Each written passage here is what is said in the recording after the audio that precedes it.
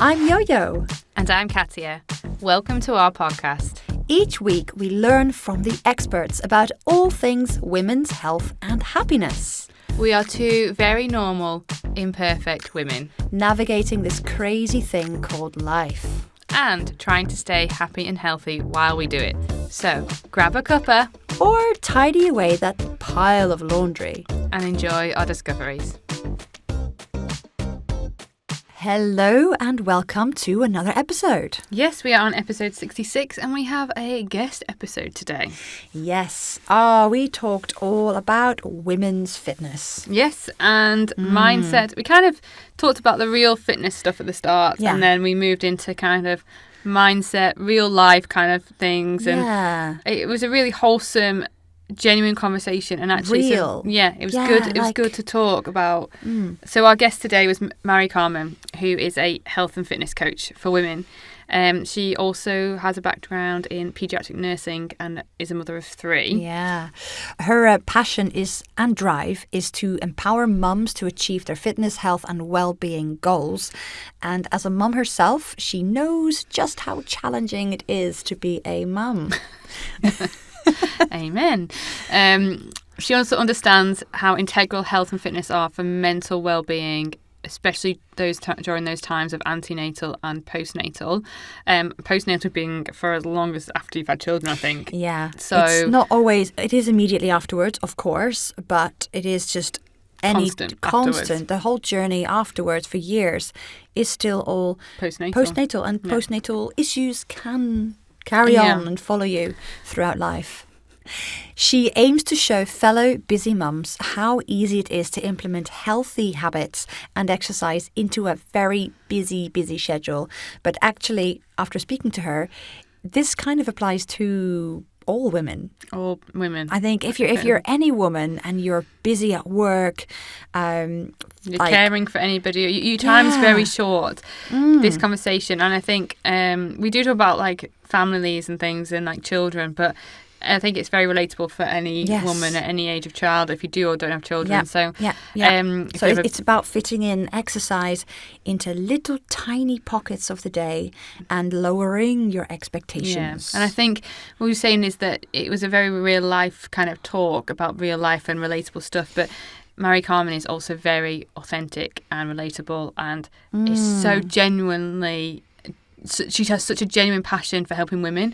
So I think, and she lives and breathes everything she tries to teach them. So it's such a lovely conversation. We do go into like the fitness things at the start of like what we should be doing in terms like as a fitness coach of what. But then we also just kind of top tips about the actual specific little exercises that can be useful. Yeah, and in that postnatal journey when you're just had a baby, then what you should be doing afterwards, and and then also just real life conversations about when you're tired, when you're unmotivated, your nutrition, like what you should be looking out for, and it was just, and also what we should stop doing. And it was just nice to hear when she's like, "Oh, I can't. That's just a load of crap." And she said it, and it was just like, "Yeah, actually, it is. I'm so glad you've said it." And it just made her more relatable. I was like, "Well done." But there's so much pressure on women and mums to get it perfect.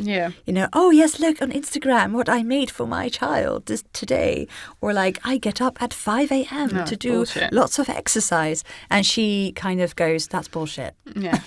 This is what you can do in 10 minutes at any time of the day whenever you feel like it. And I like how she said things like that. She was like, She said exactly how I feel. She said something about dropping the kids off and then getting your exercise in, because once you're dressed and makeup on, it's like bleh. Like you don't want to, then going backwards is like, what? Like after this, I have actually got a PT session, so it's like my whole day is like, what is this day, Katie? I've already showered, I got dressed, and now I'm gonna have to go and get dressed again, then showered again. With makeup on. It's So I completely get that kind of like mindset of like how a woman sometimes thinks. But it was just so lovely, and she knows what she's talking about because she is genuine. Yeah, she is. She's real, genuine. She's been through it. She's got 3 children. She understands and she's that you just don't have all the time in the world to do stuff. And I think she was quite open on the fact that you'll hear that she talks about going to a therapist twice a month. And that to me was like, people should talk about that more, like how open it is that having somebody to help you break it down and spending your money on your mental health and on you rather than that new pair of trainers. Yeah. So important, such an important message. Anyway. Right. Shall we get to it? I forgot what I was doing again. So one day I'll get it right. Without further ado, we really hope you enjoy this episode. Hello, Mari-Carmen. Thank you for joining us today. Nice to meet you both. Oh, it's a real pleasure to have you on. So you are a health and fitness coach, as we mentioned in the introduction. So we wanted to get started into, it's quite a lot to unpack for women. But what would you say are the most efficient types of exercise routines for busy women, which is where you specialise, and how we can build just strength and fitness in like limited time? Yeah, so I guess it depends whereabouts they are in their own journey. So I work a lot with pregnant and postpartum mums. So obviously it's very specific in terms of where they are, with their journey. But as a general rule of thumb, working out at home is probably the most easiest thing to do because they don't have to travel to the gym. They can do it at home. You could do a 10-15 minute workout from home and it'd be more than enough, with some dumbbells. So in terms of like best exercises to do in short time would be a home workout and a workout that like hit if they are further along postnatally and they're safe to do so, or just a nice strength-based workout at home using a pair of dumbbells. Oh, nice. Okay. So you say so it's kind of very individual, yeah. But a 15-minute workout can be effective, basically. Absolutely. And I think what I see a lot of busy women do is they say, well, I haven't got enough time, so I'm just not going to do anything because they've almost put that pressure on themselves that they have to join an expensive gym or exercises. Oh, well, you have to spend an hour in the gym. I mean, I don't spend an hour in the gym and it's my job. So, actually, if you can fit in 15-20 minutes in your day, then that's better than nothing, right? Yeah. Definitely. And even if you start to do it and it gets interrupted, it's still better to do something. Exactly. Right? Yeah, or go for a walk on your lunch break, especially now, like the days are getting shorter. If you've got a job that you work from home and you're very sedentary, getting outside on your lunch break has so many health benefits. Walking is massively underestimated, and it's a great form of exercise that everyone can do.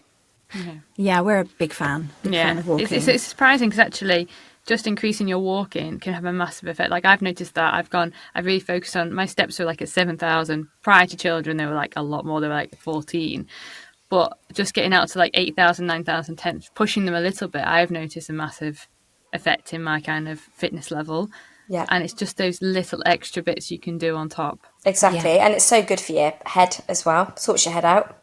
Definitely. Yeah. When you're not with children, I'd say. Yeah. Yeah. A solo walk. Yeah. I mean, if you're dragging a scooter, or shouting at your kids, it's probably not as stress-free. But anyway. True. But you did mention we're talking about short, efficient ways of exercising at home. Yeah. You mentioned it does make a difference where you are in your journey post-children. Yes. So what about fairly soon post-child? So still maybe recovering a bit from birth and all that stuff. How can someone efficiently do something at home, and what would you recommend are the best things to focus on first? Yeah, so if you're, in terms of like returning to exercise, everybody says, oh, you must have your 6-week check with your GP. Then let's just be real here. The GP check is shit. They're not going to check you. And there is a lot of stuff that you can do in that first 6 weeks. So things that I talk about with my clients is like really good diaphragmatic breathing. So making sure that you've got that good core pelvic floor connection. Diaphragmatic breathing is great for working those deep abdominal muscles. And you could do that like as soon as you feel ready to do, like when you're feeding your baby. Things with resistance bands, so like glute bridges, butt kicks, working all your muscles in your glutes, pelvic tilts, all that kind of stuff is perfectly safe to do before 6 weeks if you feel like you can do that. And obviously your pelvic floor exercises. Yeah. Interesting. And even like a few minutes at a time. Yeah. Like when you're feeding your baby, adding like a habit onto that is probably the most easiest thing to do. So like doing your pelvic floor exercises with the breath, like you've got your short, sharp holds and then you've got your longer holds whereby you're then adding in the breath. That is a really good exercise if you have got any like diastasis, so abdominal separation. And you could quite easily do that when you're feeding your baby. You're sat down, just add it on to what you're already doing. And then it is not like, you get to the end of the day and you're like, oh shit, I need to do my pelvic floor exercises. You know, like a quick squeeze while you do your teeth. Yeah, exactly. Yeah. So talk about diastasis recti. Yes. How do you say it? Yeah, that's right. I have heard somewhere, and correct me if I'm wrong, that everyone actually gets it because your abdominals cannot actually stretch as much. Is that incorrect, or do some people have it more than others, and what is there to look out for? Yeah, so your abdominals have to separate in order to make room for the baby, so that's right. But in terms of like postnatally, 9 times out of 10 they do just come back together again. I mean, I've got 3 small children, and I personally found that the subsequent children I had, the more my diastases, and actually with my 3rd baby, who's now 16 months, I had quite a big gap, so like 3 fingers. So I had to consciously work on those deep core exercises, the breath, whereas a lot of women, it just goes back together again. But that's not to say that there isn't a weakness still to the core. Okay. And what did you do? No, just sorry. Yeah, I was going to ask also just to separate the fact that core is different to abs. Yes. And so people thinking that they could just like sit up it away is not the same thing. True. Yeah. Do you want to talk about that? Sorry. Yeah. So people say, sit-ups is probably the worst exercise actually to do for your core. So like when people think about abs, they're like your 6-pack abs, where actually you want to be working your deep, your deep core muscles, your rectus abdominis, which actually goes all the way around and attaches to your lower back. So things to help that is, like I said, the diaphragmatic breathing. So like if you imagine now, I mean, you could do it now. Like if you take a nice deep breath in and you imagine like your belly is a balloon, you're pushing the air into the balloon. So you've got a nice big tummy. And then on the exhale through your mouth, you're going to pull that, the air's going to escape that tummy, and you're going to really, draw your core in. That kind of stuff is what you want to be doing to help with diastasis. That helped. Yeah. Wow. So real belly breathing. Yes, because it lengthens the muscles. Whereas if you're doing things like crunches and you're not doing them properly, the muscles are constricting, which then obviously is going to cause them to further away. Whereas you want to lengthen them to try and bring them back together again. Okay. Cool. Yeah. This is all very relevant because I don't know if you are aware, but I am currently very pregnant. Oh, yeah, I can't see. 3 weeks. I'm due in 3 weeks. Is it your first baby? Second. Oh, okay. Oh, lovely. Do you know what you're having? Yes, a girl, and we've already got a boy. So. Nice. Yeah. I had that way round. Yeah. Oh, that's lovely. It's great. So I am currently like making little mental notes. Like, okay, and you could do that now. You could actually do that now. Yeah. So I am actually. I'm a yoga teacher, so I do. There you are. Do fairly a lot with my core and with breathing. Brilliant. But I remember after having our first, like you said, the little habits. Yeah. When I had this habit, like, the days were chaos, but the only thing I had to do each day was have a shower and dry my hair. I thought that was the one thing for me I was doing. Yeah. And every time I was standing in the mirror drying my hair, which is very short, so it's very quick, I would do my belly breathing. I was like, This is my time to and that was my habit stacking. Like when I'm drying my hair, I'm doing my breathing. Oh, that's good. Or in the shower. Yeah. Like I used to do it in the shower early on with my 3rd, because like you say, that was the only 5 minutes I got. Just lock the shower room and just leave, and do my breathing. But that's the best exercise that you can do for diastasis, and then it's building on that as well. So like, when you're doing strength-based work, a lot of bodybuilders, you'll see that they hold their breath. Yeah. And one of my friends actually a few years ago, at the time she didn't have any children, and she was doing powerlifting.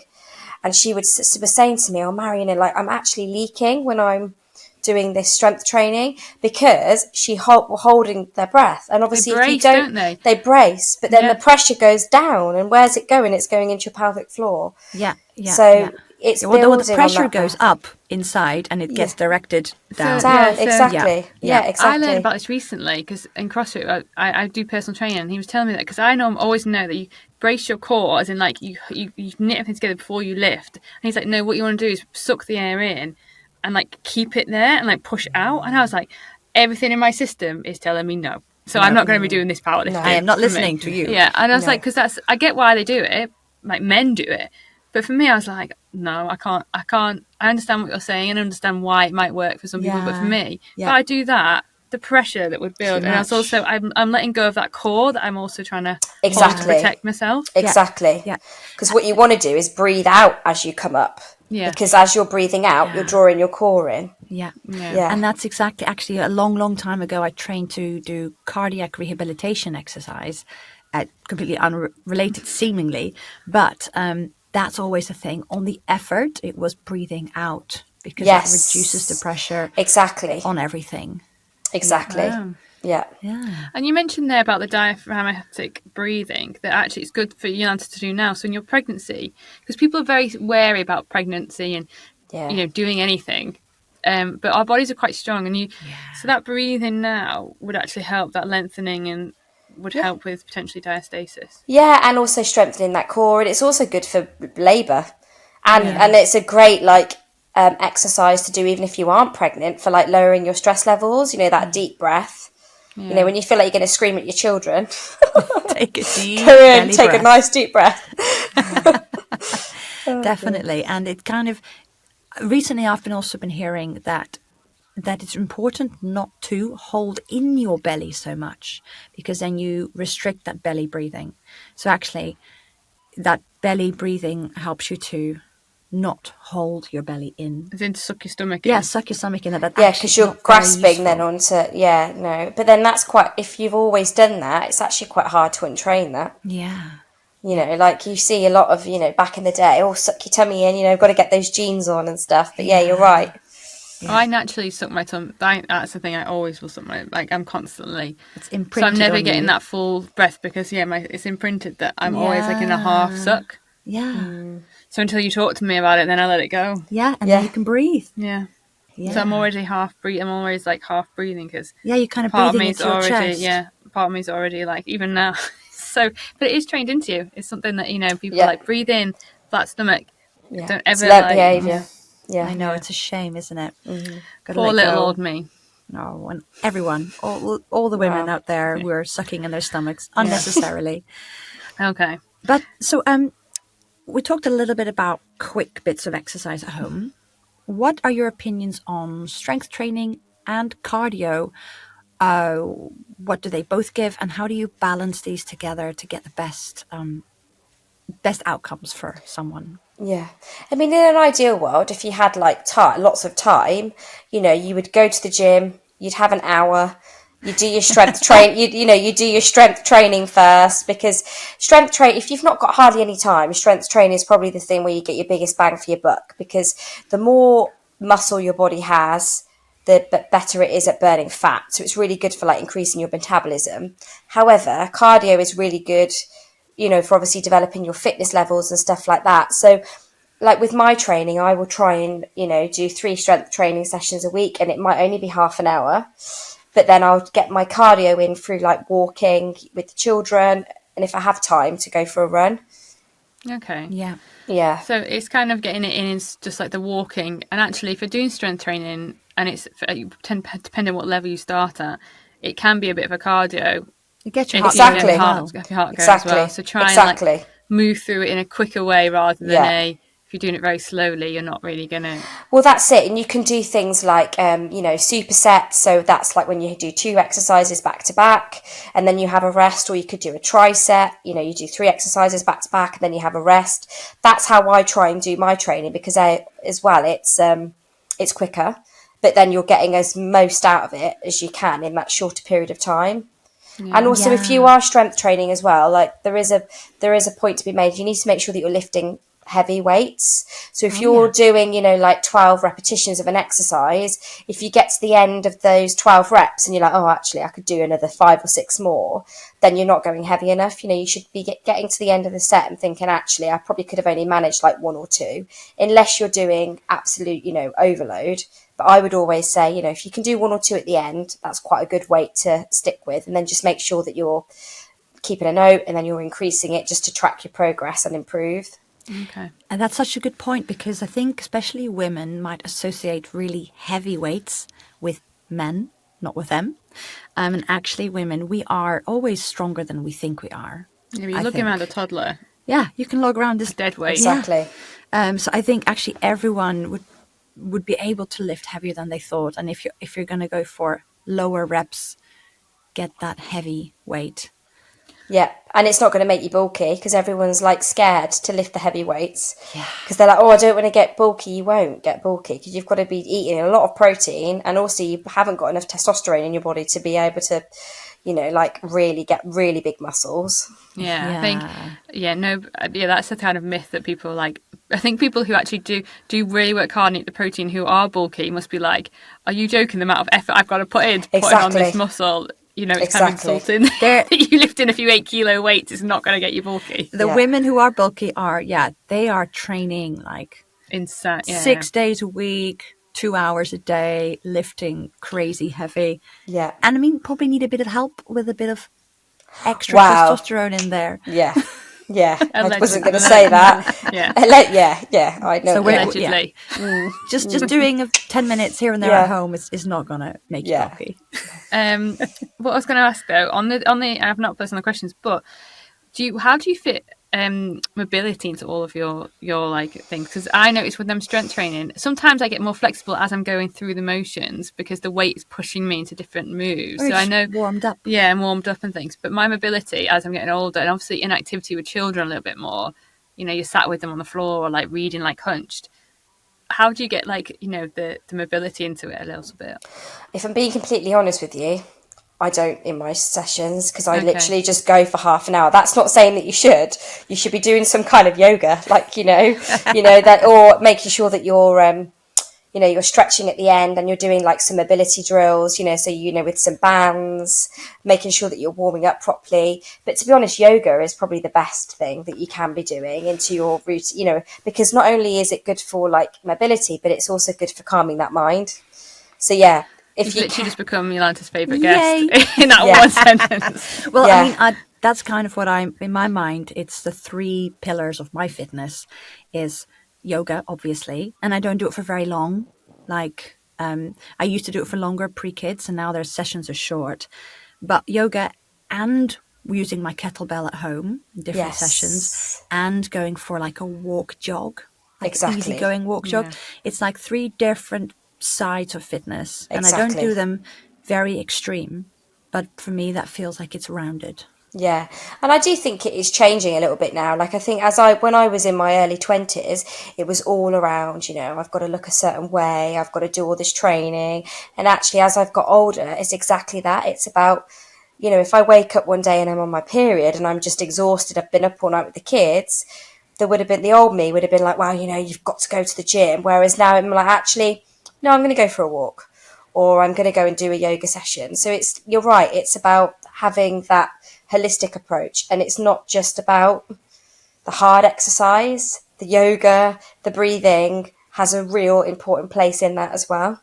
Yeah, that's so true, and that's such a good message, because it was that previously you'd work through anything. Those 5 days a week or 3 days a week is non-negotiable, even if you're feeling awful and you've not slept. But basically, women who are busy, especially mums, if they haven't slept, if you have got hormonal changes, it is really tough. Exactly. Do you have any kind of advice, as you just said, you go for a walk and change it, but do you have any other advice, things like that, of what to just look out for and how to listen to your body maybe?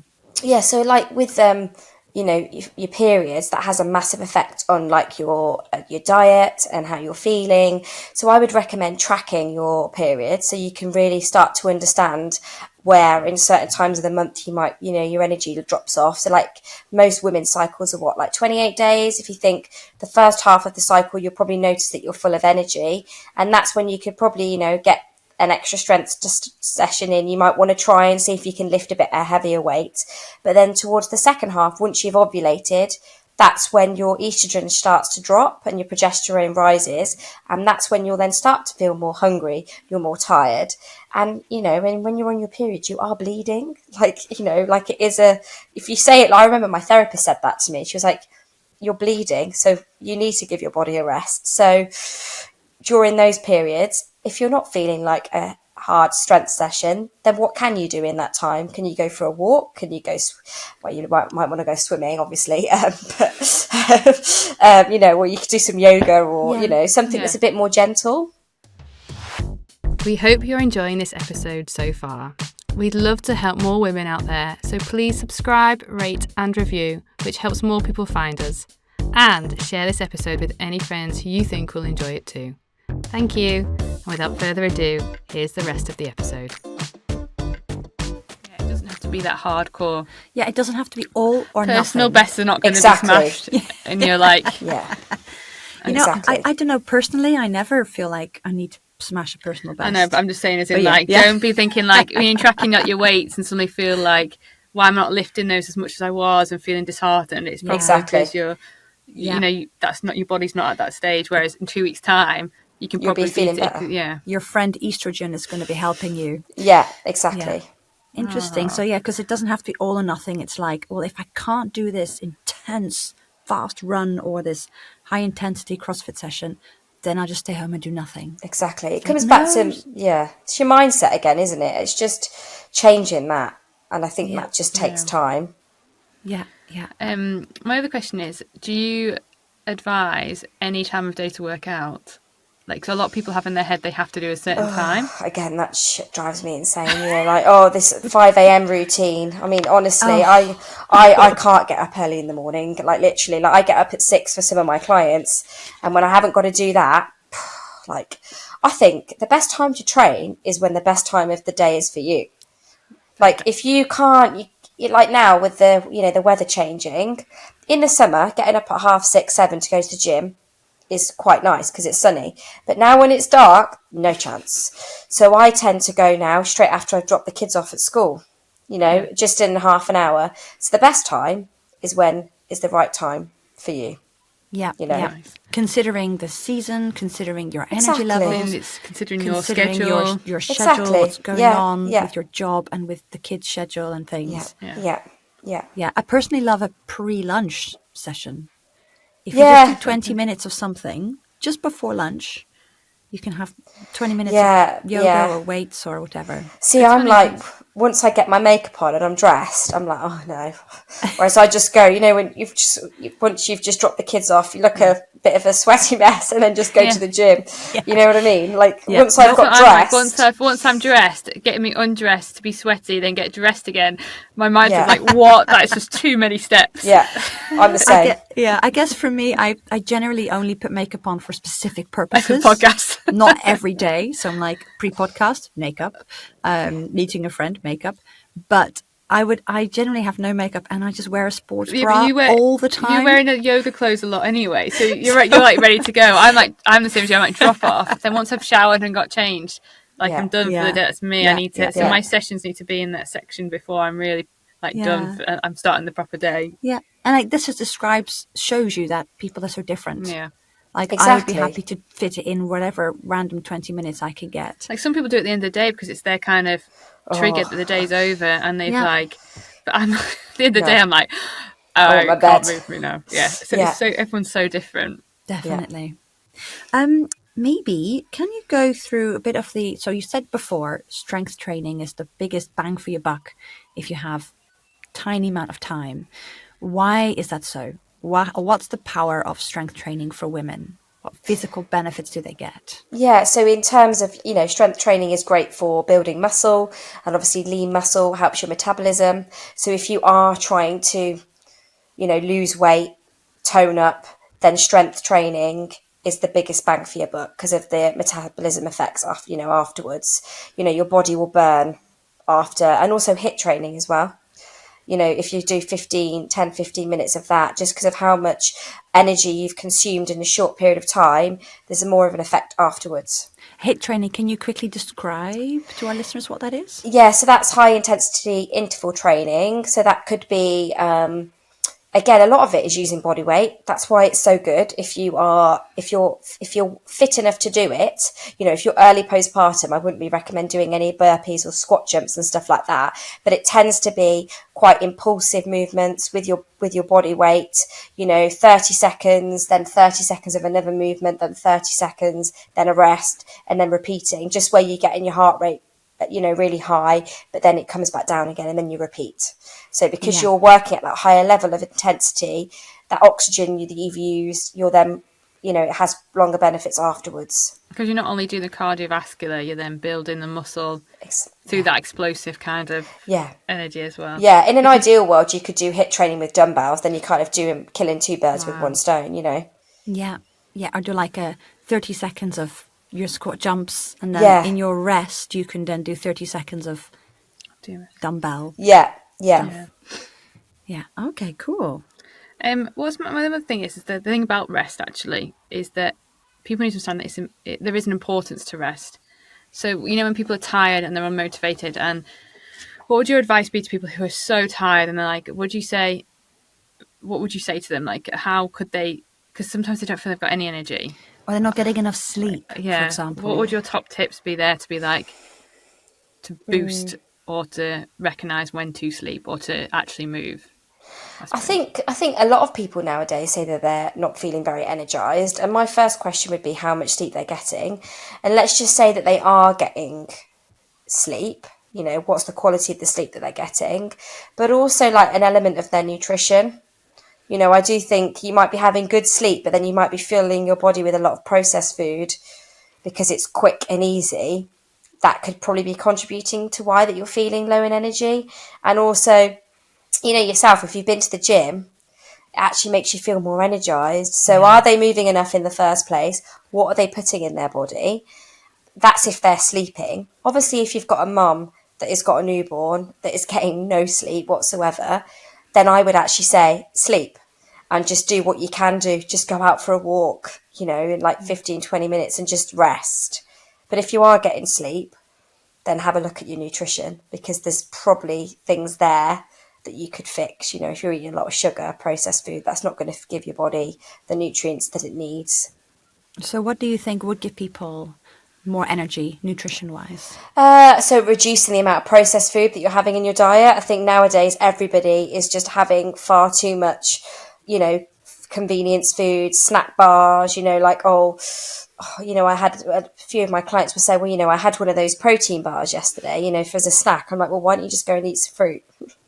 Because A, it's cheaper, and B, it's not full of emulsifiers and artificial sweeteners and all that kind of stuff. So look at your diet. Simple things would be try and reduce the amount of sugar that you're having. And that, I mean, like in these snack bars, I don't mean from fruit, you know. And then just try and clean it up a little bit, like rather than grabbing things that you can, I don't know, for an example, you know, like if you're buying a lot of food that's already prepared, like, you know, like a pie that's already made with some vegetables and stuff. Why don't you try and make a pie? And I don't mean like, make it from, you know, like all the rolling out the pastry and stuff like that. There are very simple things that you can do to make food from scratch and actually are cheaper and will give you a lot more, you know, nutritional value than just grabbing things that are quick. I think that's the thing. We've got into such this quick kind of habit thing that actually, you know, making it at home, you can just use the ready-made pastry. Like, you know, if you're going to do one thing, like that's what I mean. Just put it on top. You don't have to then start rolling out all the butter and the flour and mixing it. Yeah. You need to just roll that on top. But the inside of the pie, you can make quite fresh and healthy and full of veg, which is better than all the stuff that's because it's processed. Is because it has to be processed to sit on the shelf, but it's full of chemicals, which a lot of people don't realise. To lengthen the shelf life. Maybe things. The types of fats used aren't the healthiest. Exactly. It's really hard because it's just society now isn't made the right way. So, you know, like it's just everything is just set up completely wrong, you know, in the sense that people don't get a lunch break. People are working longer than they've ever worked before. Yeah. You know, like people, you know, working long hours because their company, but also, you know, people want to be earning lots and lots and lots of money. But then my question would be, why? Do you really need another pair of trainers? Do you know what I mean? Like, you know, it's all, you go to the supermarket. If you haven't got much money, then if you, God forbid, you want to eat fresh fruit and veg and meat and fish, it's too expensive. So then no wonder why you're then buying, I don't know, some frozen chicken that's covered in breadcrumbs to feed your kids because it's cheaper. You know, there is an element of some not people's fault as well. I think the whole system is failed because it's not like that when we was younger. You know, like I think there's a lot of work to be done there. It is, and it is one of those big things. Like, my mum told me a really wholesome story the other day that at lunchtime after school, her and her brother used to walk home, and my grandma, they're from Leeds, my grandma would have made the family dinner, like lunch. Oh. And my granddad came home from work, and they all had this like homemade family dinner at lunchtime. Like, it was like a catch up with them all. And then they went back to school and work, and they were all like full. Yeah. And then supper, or dinner, tea was a bit of a lighter meal. Yeah. Because they'd had this like fulfilling like lunch homemade meal of like, you know, meat and veg and like, you know, probably gravy. Imagine having that at lunchtime. That's amazing. Well, they do that in Spain. In the summer, my dad's Spanish, so I've got family in Spain, and the children come home at lunchtime to have food with their family, you know, and it's a slower pace of life. Yes, they've got, you know, they live near Madrid, so you've got people that have got these high jobs, but then they also just approach it as slightly different. Whereas here, people are just running around too quick. Yeah. It does feel like it's all like a headless chicken kind of. Yeah. It's all a race, isn't it? Yeah. It's like a proper rat run. Yeah. Actually, this is where I went to school, primary school, overseas. We did the same thing. We came home for lunch. Okay. And I remember it wasn't in secondary school, but it was primary. And my father would come home for lunch as well. And we'd have a meal. It's a thing. I was thinking it was like, I don't remember that. We were always in school. But yeah, so I think that's kind of, you know, it's quite an important thing for people to stop, and like it takes a big change in a generation change into people as a mindset, as you said, isn't it? I suppose as you as a coach, mindset probably comes into it quite a lot. What are like the big mindset shifts that you'd like to see happen, or you see the most you need to change? Well, I think everybody should go and see a therapist, but again, not everyone, you know, that's a luxury in itself, because it's just a lot of these behaviours, it's learnt behaviours, it's past trauma, you know, the things that I think as busy mums, the biggest thing we can do is almost adjust the expectation, you know, like when you have a baby, or when you've got, even if you haven't got children, if you're a busy woman, you know, if you've got a really busy job, it's just showing yourself a bit of compassion and actually lowering the bar. I'm not saying don't do anything, but just changing how you're, you know, the expectation you're putting on yourself, you know, rather than thinking, oh, actually, I'm going to try and go to the gym 5 days a week. Well, hang on a minute. What actually could you fit in? You could fit in 2-3 sessions, and then you're likely to do them and not berate yourself for missing it. You know, and then again about food, I think a lot of this, unfortunately, takes a lot of time, you know, and it's a lot of inner work that takes, you know, I've been on my own journey with like seeing my therapist twice a week, you know, twice a month, and it's took a long time. So I think it's really trying to spend time getting to know yourself, being really self-aware, and just starting to recognise your triggers, you know, for like, it's never, for example, like eating a whole packet of biscuits, it's never that, it's what's led up to it. And then once you start to realise, oh, hang on a minute, it was because, I don't know, I had a really bad night's sleep with my child, then I don't know, the traffic was crap on the way to work, you've had a really bad day, and then, whereas if you can then try and understand where it happened, you can maybe then put in some kind of coping mechanisms to how you're then going to deal with that, rather than going to food or the biscuits or Netflix or something that's just going to, you know what I mean? Yeah. Absolutely. Yeah. I love what you say about lowering the bar. Yeah. I almost think this could apply to most things in life, because actually there are people who do research on perfectionism, and perfectionism is not helpful for almost anything.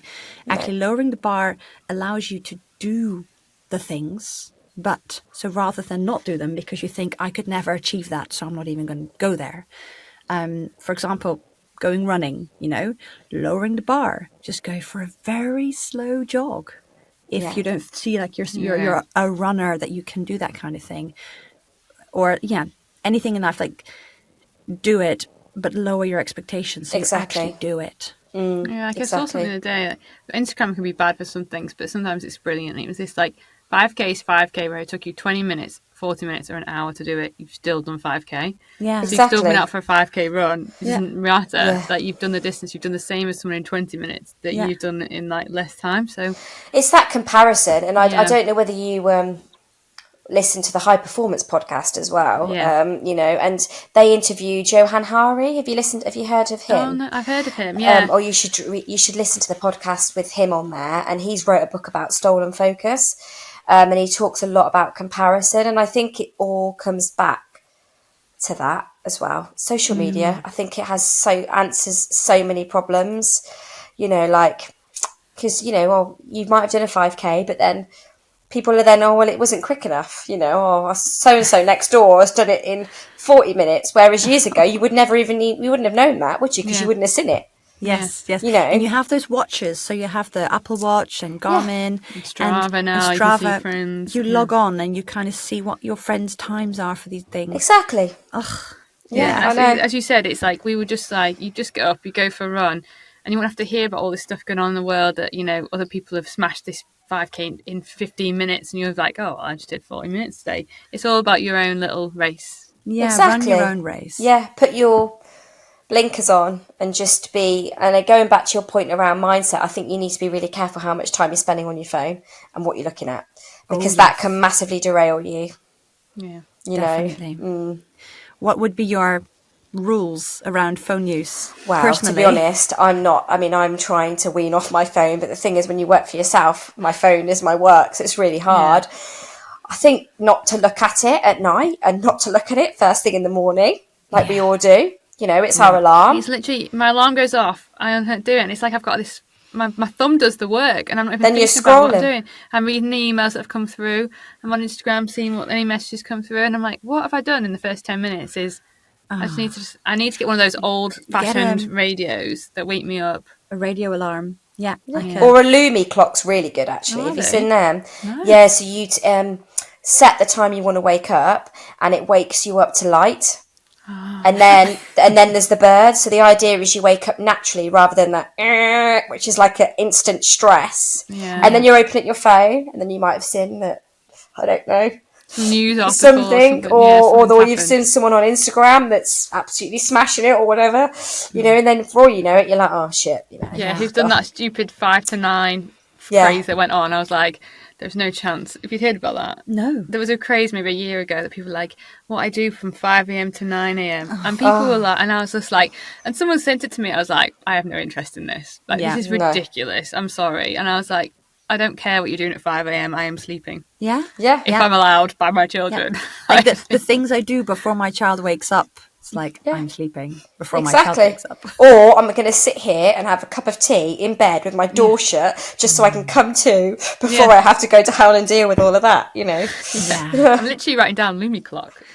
Yeah. But then to actually use it, I have one, and I've now put my phone back to my bed. I'm like, right, I need to move it. Like, so easy to do though. As you said, you work and it becomes a habit. It's that break, and that's so hard to do. I think everyone can relate to that. Yeah, okay. I feel fortunate and also a bit guilty because I just rely on my husband to do the phone thing.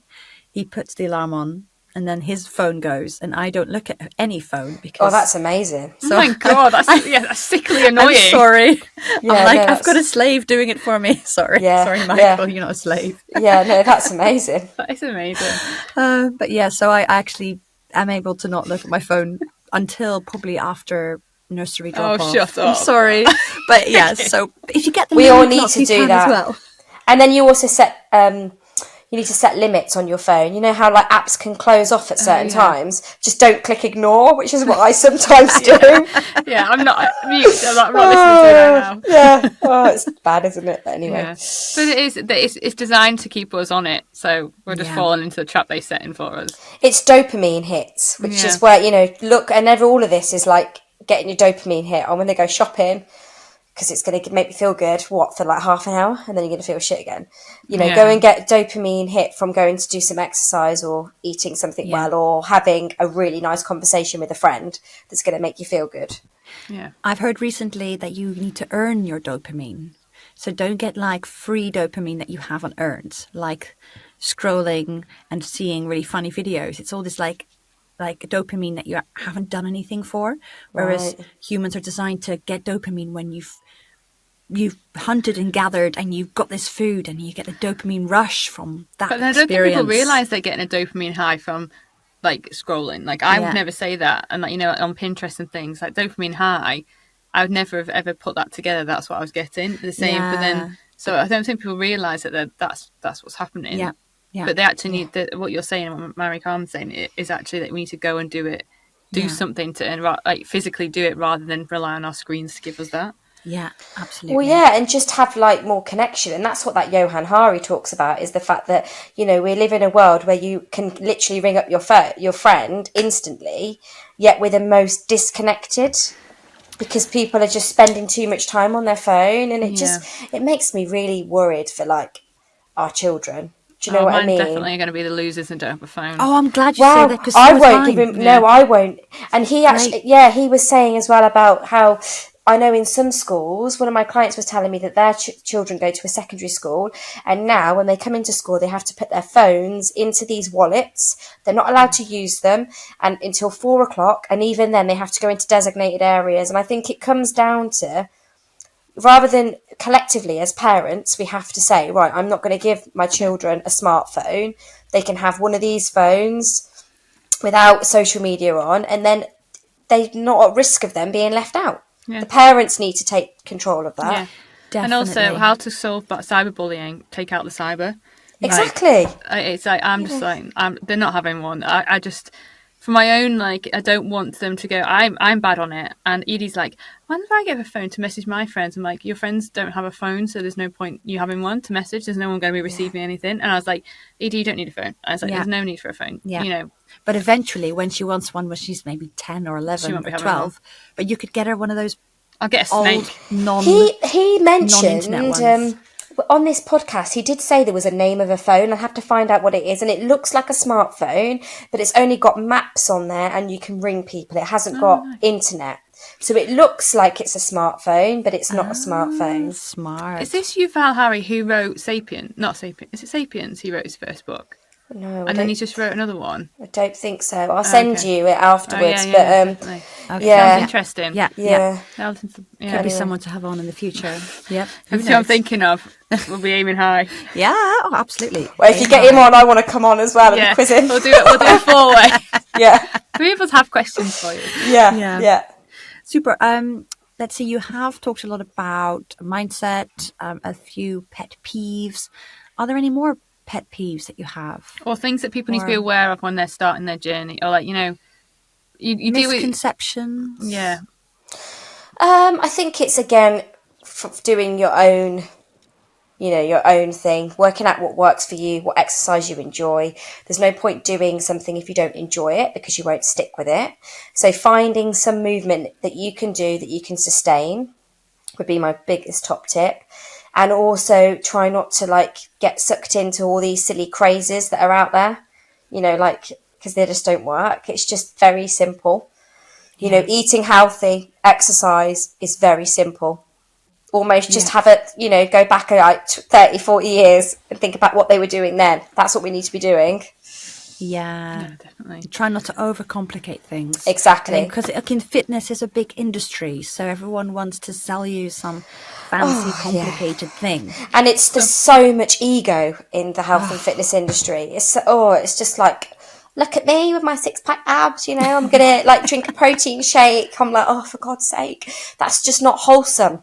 Do you know what I mean? It's just not what connection is there. So just try not to get sucked in with that, because it doesn't work. They're just trying to sell you something. You probably don't need to spend all that money on that latest craze. Yes. So you currently have an online app, and you also teach people in person. I think sometimes you say you wake up early. So my question is actually, later on you can say all about your online program, but now I'm curious about any particular success stories that you've seen in women. How have they become happier, or some lovely transformation, really wholesome, good lifestyle change? So I had one client that worked with me about a year or so ago, and she did one of my programs. And before, she's got 2 children. She works full time, and she didn't have the confidence to go to the swimming baths with her child. She didn't want to go to the swimming bath. She didn't want to put a swimming costume on. So I worked with her to lose some weight, and she's lost the weight in a healthy way, and she's kept it off.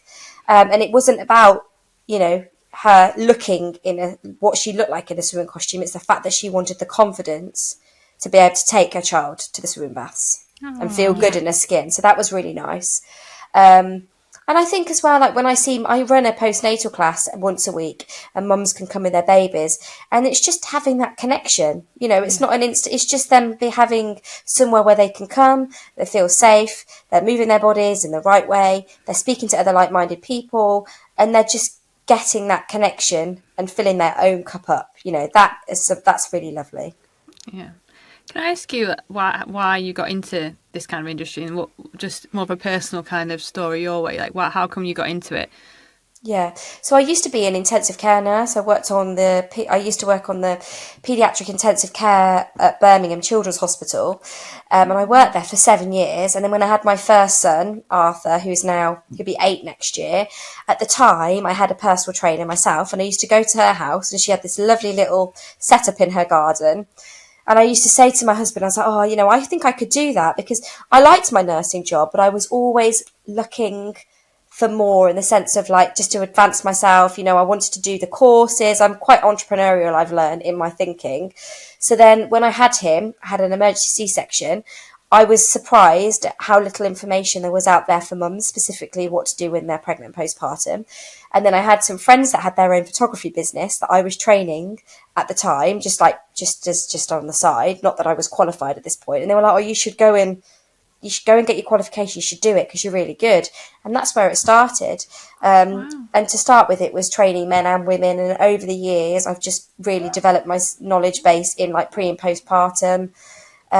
And it's now more, I talk a lot around mindset, all that kind of stuff. It's evolved.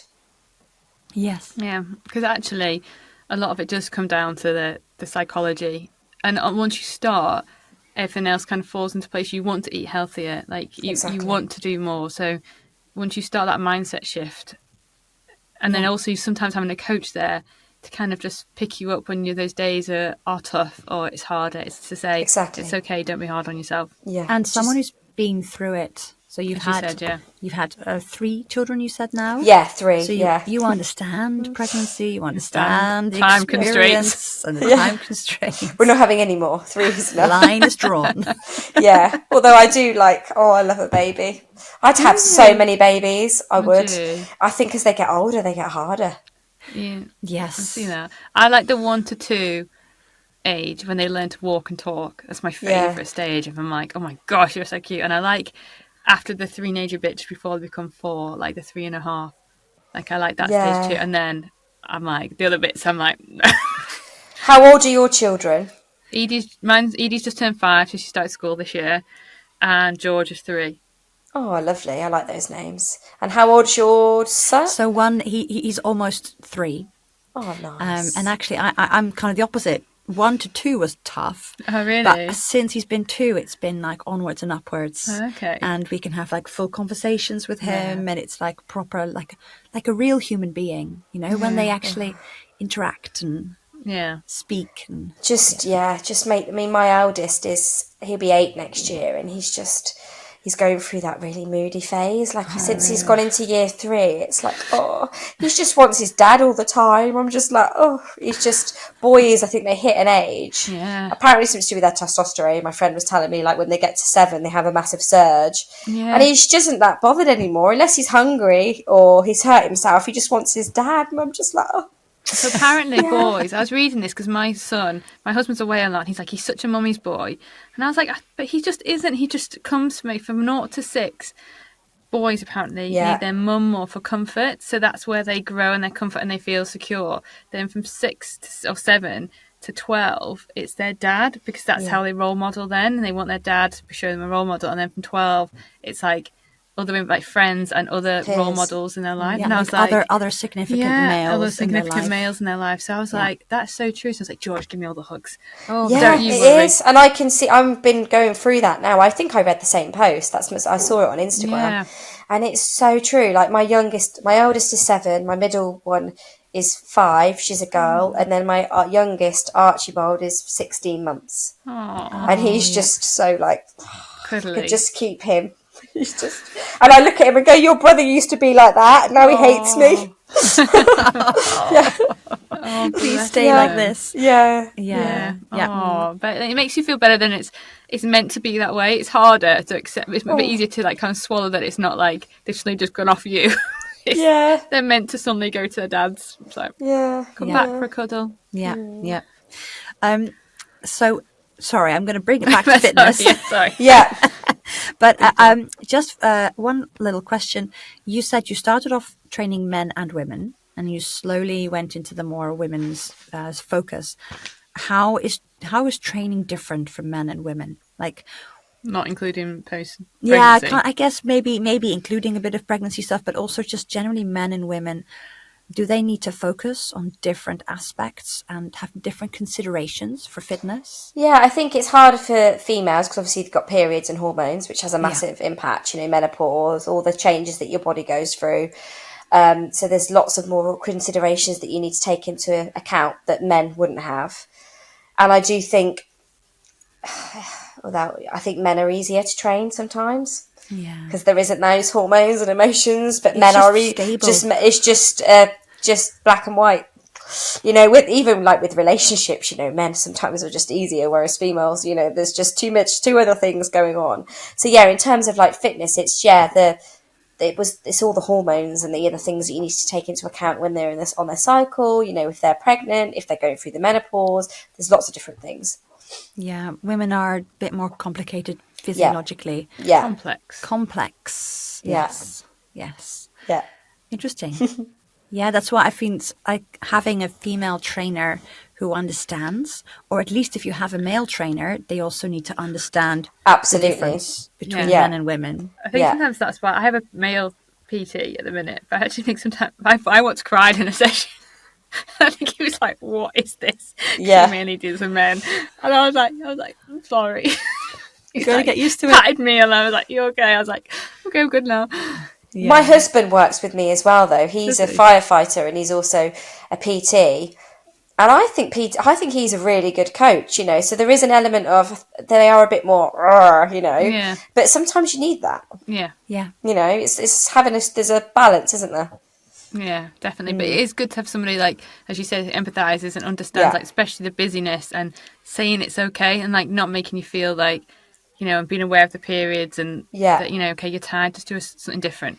And exactly. I think, someone who's not pushing you to keep going each week and is aware, as you said, is aware of like the cycles and how people feel. And I think it's been about honest with them, being like, males coaches may need to know a bit more about women and be like where they are in their cycle and stuff, because it'll affect their if you say training. Well, are you in what day of your cycle are you? Okay, you're in day 8, which is that early phase where you're stronger. You can smash it today. Exactly. I'm going to make you work hard. Exactly. Are you on day like 21 or 22? Let's take it easy today. Okay. Yeah. Pressure's off. Yeah, exactly. Yeah, cool. Okay, so kind of went on a bit of a personal journey, but we a few more personal questions for you. One I always ask because I love books, and you kind of mentioned Yuval Harari's new book. Yeah. But have you got any other books that you think that are amazing, non-fiction or fiction, that just are great reads or people could get quite a lot out of or could help? Yeah, I mean, I read a lot of business books. So that's probably not very good for your audience. But in terms of like, if you're trying to develop habits, the Atomic Habits book is great. Because that, is really good. James Clear? Yes, it is. Yeah. That's really good. I also like Jay Shetty's Think Like a Monk book. Is really good. Yeah, really like him. And also I've read, what's his name? Dr. Chatterjee. He's got a book as well. He's wrote some brilliant books, and it talks a lot around all the kind of things that we've spoke about. If you're trying to create new habits, really simple, easy things that you could do in your day-to-day life. Oh, nice. Yeah, I like good books. He's great. Rangan Chatterjee. He's got such a nice kind of aura around him when he talks. It's all holistic. It's all about getting the well-being and the sleep and the exercise and socializing. It's all exactly. Apparently he's lovely as well. My friends actually recorded a podcast with him. He was doing the videographer, and apparently he's a very nice man as well. He seems lovely. Yeah. I think you get that from him. Definitely. Yeah, he's really nice. Yeah. So now, feel free to go and explain to our listeners a bit more about how you could help them, because you have this wonderful online platform. Yeah. Just describe what is that. Yeah, so I developed Fit Mama during the pandemic because I recognised there was a real need for apps that have got absolutely everything a mum needs in one space. So I designed the app with off my own experiences and knowledge base and speaking to my clients. So you'll find everything you need in there, from nutrition, mindset, recipes, fitness, a shop, experts, all in one place. So you can access that through the App Store and Google Play. I also am on a mission to get this into corporate companies as part of a women's health benefit, you know, and also just really trying to offer more of a wellness offering to females in the workplace, because I think there's a real need there. So if you work for a corporate company and you feel like you would want some of me and the app in your space, then we can do that. And then also there is the app for, like, you know, that you can purchase from the App Store with a 7-day free trial. It says Fit Mama, but it's for mums of children any ages. So basically, any woman can go into it. And it's also not exclusive to it, you know, there's things you can take out for every part of your life, like menopause and things like that. You can still build. It's not just for that postnatal 6 weeks to a year. It's life. The whole, exactly. There's, you know, you'd come in, ideally you would come in pregnant, do the pregnancy program, then you do the postnatal program, then you can then graduate into the other areas of the app. Then it can take you all the way up to menopause. Oh, I love how you can graduate. Yeah. Good. Really good. I might have a little look at this postnatally. I mean, I could do it pregnancy wise, but I mean, I've got 3 weeks to go. Just do your breathing. Exactly. And there's loads of, like, to be fair, a lot of people use it for the recipes as well, not just the workouts. The recipes are really like one of our main used feature as well. And I'm guessing you have that busy woman in mind when the recipes. Exactly. They are hard to find. It's either it takes 4 hours, or it's like doesn't taste very nice and takes 20 seconds. Or it contains like so many different ingredients and it's really expensive. Like, if you've seen these new Instagrams, I'm a nutritionist, this is what I eat in a day, and I'm like, I hate that. And she's just, you know, and it's just like her, you know, it's just basically could be a porn show, really, couldn't it? You know, like, and she's got all of these different ingredients and it's all from Marks and Spencer's, and I'm like, fuck's sake, who can even afford, you know what I mean? Like, it's one of the things that I find, I think I ever said in my first original one, my biggest pet peeves is always what I eat in a day, because it has no relevance to anybody. You know, what you eat as a nutritionist has no relevance to what, you know, yes, you may eat some things and it could be good ideas, but your life is so different to everybody else's. And as you said, like, even Joe Wicks's books, I've got them, and they use about they may be 15 minutes, but they use like 14 ingredients for like a 15-minute chicken recipe. I'm like, I do not have all those spices in. I do not have time. And it uses like 6 pans. And I was like, the clean up after one of those, I was like, no thanks. I just need something. Tray bake, a few spices. Perfect. Stick it in the oven, set a timer, forget about it. Slow cooker. Slow cooker. So this is the thing, is that it's all very good, like, marketing these 15 minutes what I eat in a day, but the clean-up operation, the whole thing around it, you don't have a team behind you to suddenly throw it, clean up for you. So there's plenty of slow cooker recipes in your app and as just not necessarily loads of slow cooker, but just easy things that I make. Like, for example, we had the other day a chicken and apple one pot dish that had whole grain mustard in it, some Philadelphia, which most mums have got lying around in the fridge, chicken stock, apples, chicken, done. We had it with sweet potato. God forbid I put something orange on my son's plate, so we had some pasta with his, which, whatever, you know, we could eat pasta every day. But, you know, it was really quick. Yeah, that sounds nice. Yeah. Oh, that's making me so hungry. I'm really hungry right now. Go and eat. Really good. You definitely need to go and eat. Oh, but no, that sounds amazing. And we'll have a look at that. The app it looks great. Yeah, I think you've definitely nailed every single woman in real life. Wow, exactly. Trying to, you know, just be real. Yeah. Because it's hard. Yeah. And it's different. Yeah. You have to recognize that once you do have children, whatever age they are, your time is just not always your own. It's not controlled by you anymore. You can't just have the luxury of going out and making pastry from scratch. Yeah. Doing hour-long workouts, unfortunately. Yeah. And finally, just to finish off, we ask this to everybody to finish our podcast. What does health and happiness mean to you? Health and happiness means to me to have that inner calm and flow, and just to be, I'm okay, don't need any of that, I'm fine. I think that, for me, if you can nail that you don't need anything else, because you won't be chasing other things. You know, that I'm fine, 2 feet on the ground. Everything is happening for me, not against me. I'm good enough. And just having that inner harmony. Nice. Even that sounds peaceful just hearing it. Definitely. It sounds like it's to do with grounding, to feel grounded. Yeah. And secure in yourself, like you are enough. Exactly. Yeah. And not needing all those other things. Yeah. Yeah. Like the new pair of trainers and... Yeah.